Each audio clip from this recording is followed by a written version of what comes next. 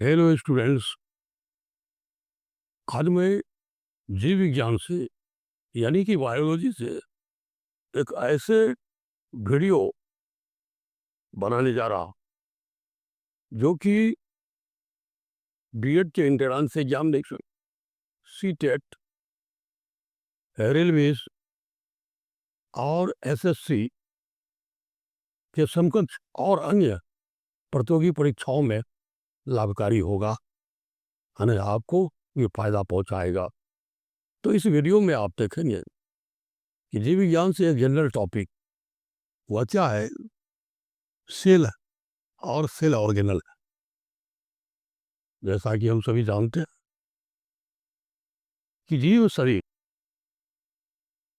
वह क्या है, छोटे छोटे टुकड़े से बना हुआ है। रॉबर्ट हुक ने कहा था, और रॉबर्ट हुक पहला वैज्ञानिक था जिसने बताया कि जीव शरीर जो है ये छोटे छोटे टुकड़े से बना है। तो वह क्या है, छोटा टुकड़ा, वह सेल है।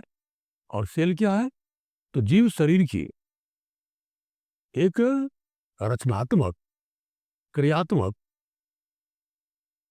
और मौलिक एवं आनुवांशिक इकाई। सेल इज दी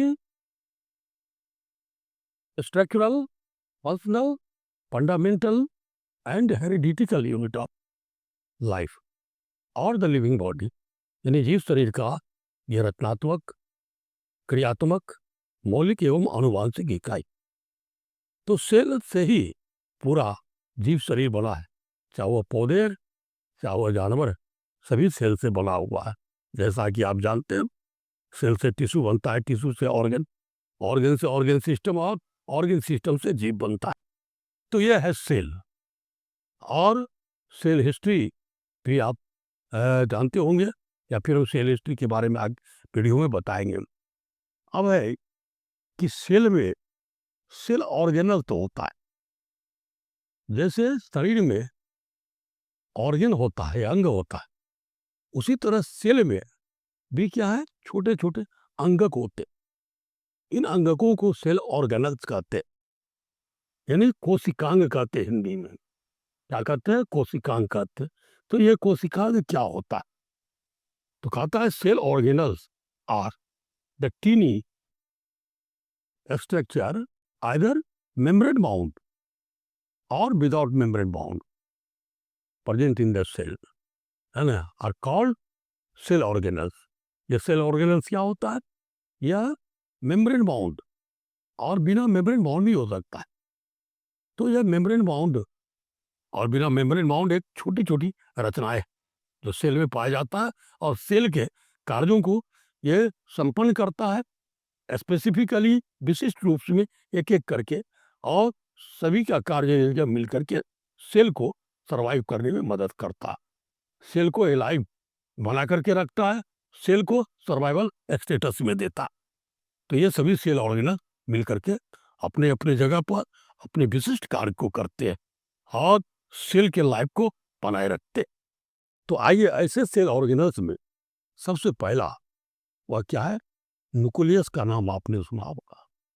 न्यूक्लियस क्या है, यह सेल में सेंट्रली लोकेटेड राउंडेड बॉडीज, यह कोशिका के केंद्र में एक गोलाकार संरचना होती है। और ये क्या करता है, सेल के सारी क्रियाओं को, सारे फंक्शंस को, सारे मेटाबॉलिक एक्टिविटी को यह कंट्रोल करता है। इसलिए यह क्या है, कंट्रोलिंग बॉडी।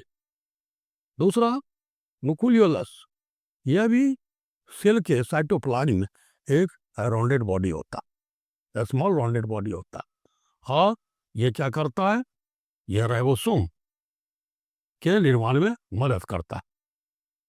और फिर न्यूक्लियर मेम्ब्रेन, न्यूक्लियस का जो आवरण है जिससे न्यूक्लियर घिरा होता है, जैसा कि आपने पढ़ा या जानते होंगे, प्रोकैरियोटिक सेल होता है और यूकैरियोटिक सेल होता है। तो प्रोकैरियोटिक सेल में न्यूक्लियर मेम्ब्रेन नहीं होते, लेकिन जो यूकैरियोटिक सेल है उसमें न्यूक्लियर मेम्ब्रेन होता है। ये क्या करता है, न्यूक्लियस के कंटेंट को यह क्या करता है, घेरता है, सराउंड्स करके रखता है। फिर चाहे सेल मेम्ब्रेन, सेल भी एक आउटर मेम्ब्रेन से, आउटर मोस्ट लेयर से घिरा होता है, जिसको सेल मेम्ब्रेन कहते हैं। और सेल मेम्ब्रेन होकर के पदार्थों का क्या होता है, आवागमन होता है, एक्सचेंज होता है। फिर सेल के अंदर एक तरल पदार्थ होता है, जेली लाइक सबस्टांस होता है, जिसको साइटोप्लाज्म कहते हैं। और चाहे साइटोप्लाज्म, जिसको हम लोग कोशिका द्रव्य कहते हैं, और सेल मेम्ब्रेन को कोशिका झिल्ली कहते हैं। फिर है महत्वपूर्ण सेल ऑर्गेनल है, वो क्या है, माइटोकॉन्ड्रिया। आपने माइटोकॉन्ड्रिया का नाम सुना होगा। माइटोकॉन्ड्रिया को क्या कहते हैं, सेल का पावर हाउस कहते हैं। या चाहे सेल का पावर हाउस है, अर्थात सेल के जितने भी कार्य होते हैं या फिर शरीर के जो भी कार्य होते हैं, माइटोकॉन्ड्रिया क्या करता है, उसके लिए एनर्जी निर्माण करता है। इसलिए माइटोकॉन्ड्रिया को पावर हाउस कहा जाता है। और ये एनर्जी क्या होता है, एटीपी अणु के रूप में संचित हो जाता है। फिर है एंडोप्लाज्मिक रेटिकुलम, यह भी सेल में पाया जाता है। और ये क्या करता है, एंडोप्लाज्मिक रेटिकुलम, यह एक तरफ यह मेम्ब्रेन बॉन्ड होता है, और यह ट्यूब्स के रूप में होता है, और इसका एक नेटवर्क होता है। यह क्या करता है, एक तरफ सेल मेम्ब्रेन को और एक तरफ न्यूक्लियर मेम्ब्रेन को जोड़ता है। और ये एंडोप्लाज्मिक रेटिकुलम प्रोटीन और फैट का निर्माण करते हैं। फिर है राइबोसोम्स। ये राइबोसोम्स क्या होते हैं, या एंडोप्लाज्मिक रेटिकुलम में जो रफ एंडोप्लाज्मिक रेटिकुलम होता है, रफ एंडोप्लाज्मिक रेटिकुलम पर दानेदार संरचनाएं होती है, वो दानेदार संरचना राइबोसोम्स है। और कभी कभी ये राइबोसोम्स क्या होते हैं, साइटोप्लाज्म ग्रुप में होते हैं, जिसको पॉलीसोम्स कहते हैं। और राइबोसोम आप जानते होंगे, राइबोसोम क्या है, यह प्रोटीन संश्लेषण का सक्रिय स्थल होता है। तो बात गोल्जी एपरेटस, गोल्जी एपरेटस क्या है, यह भी एक विशेष प्रकार का सेल ऑर्गेनल है। और गोल्जी एपरेटस, इसकी जो खोज है वो गोल्जी नामक वैज्ञानिक ने किया था, इसलिए इसका नाम गोल्जी एपरेटस पड़ गया। ये क्या करता है, कुछ पदार्थों का ये सेक्रेशन करता है ना, और वो सेक्रेशन पदार्थों का ये क्या करता है, क्या कहते हैं को, ये एक जगह करता है, संचित करता है, और सेल के अंदर ये भेजता है।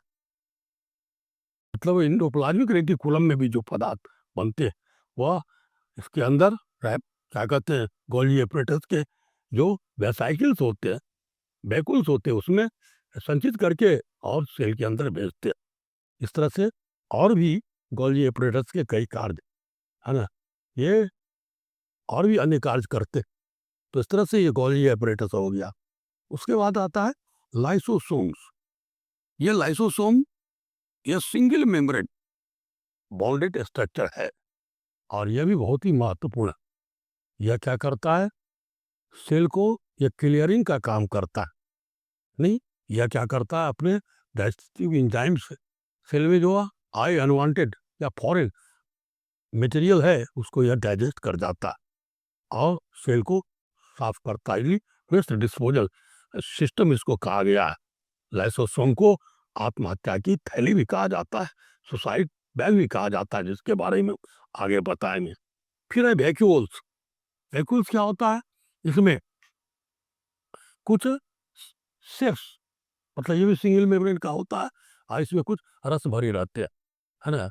और यह वर्ज्य पदार्थ के निष्कासन में, और फिर जैसे फूड वैक्यूल्स होता है, निवान भोजन को पचाने में यह काम करता है। इस तरह से वैक्यूल्स होता है। फिर है सेल वॉल। आप सभी जानते होंगे सेल वॉल का नाम, यानी एनिमल सेल में आउटर मोस्ट लेयर होता है, वह सेल मेम्ब्रेन होता है। लेकिन प्लांट सेल में क्या होता है, सेल वॉल सबसे आउटर मोस्ट होता है। यह रिजिड होता है, रिजिड संरचना होती है, जो सेल को, प्लांट सेल को यह हर परिस्थिति में प्रोटेक्ट करता है। सेल वॉल इसको हिंदी में कहते हैं कोशिका पी। फिर आइए, चाहे क्लोरोप्लास्ट, यह चाहे यह भी सेल ऑर्गेनल है, जो कि प्लांट सेल में पाया जाता है, और पत्तियों में यह क्लोरोप्लास्ट पाया जाता है। इसको हम लोग कहते हैं हरित लवक। और इस हरित लवक में क्या होता है, क्लोरोफिल पाया जाता है, जिसको वर्णहरिण कहते हैं। क्लोरोफिल ही एक ऐसा मॉलिक्यूल है जो बायोलॉजिकल सिस्टम में या नेचुरल सिस्टम में सूर्य के प्रकाश को वह कैच कर लेता है और फिर प्रकाश संश्लेषण क्रिया में काफ़ी मदद करता है। फिर है प्लास्टिक्स, या पौधों में रंग प्रदान करने वाला है, सेल ऑर्गेनल्स है। इसके बारे में आप आगे पढ़ेंगे। प्लास्टिक 3 तरह का होता है, क्रोमोप्लास्ट, क्लोरोप्लास्ट और ल्यूकोप्लास्ट। फिर है सेंट्रोसोम, यह एक ऐसी संरचना है जो क्या करता है, सेंट्रोसोम इसमें सेंट्रीओल होता है और कोशिका विभाजन के समय ये क्या करता है, एस्ट्रल डिश का निर्माण करता है और सेल डिवीजन में मदद करता है। उसके बाद है साइटोस्केलेटन। साइटोस्केलेटन, साइटो से मतलब हो गया साइटोप्लाज्म और स्केलेटन का मतलब है कंकाल। तो ये साइटोस्केलेटन एक इस तरह से रचना है ना, जो क्या करता है, कोशिका को अपने साइज या शेप को बनाए रखने में मदद करता है, स्केलेटन की तरह काम करता है, इसलिए इसको साइटोस्केलेटन कहते हैं। और साइटोस्केलेटन ये 3 तरह का होता है, माइक्रो ट्यूबल्स के रूप में, माइक्रो फिलामेंट के रूप में और इंटरमीडिएट फिलामेंट के रूप में होता है। और फिर क्या है, वेसाइकिल, यह भी क्या है, छोटे छोटे रिक्त संरचना होती है, जैसा कि हमने पढ़ा, मतलब गोल्जी कॉम्प्लेक्स में वेहिकल्स होता है और वेसाइकिल्स होता है। यह पदार्थों को मैंने पैक करके और एक स्थान से दूसरे स्थान ले जाने में मदद करता है। और ये क्या है, अंतिम में यह क्या है, पेरोक्सीसोम। पेरोक्सीसोम यह भी महत्वपूर्ण है ना, सब सेलुलर रचना है और यह भी हमारे शरीर में बहुत बड़ा काम करता है। पेरोक्सीसोम या दोनों ही प्लांट और एनिमल सेल में पाया जाता है और ये क्या करता है ना, जो टॉक्सिक सब्सटेंस है उसको डिटॉक्सिफाइड करता है। तो इस तरह से आज हमने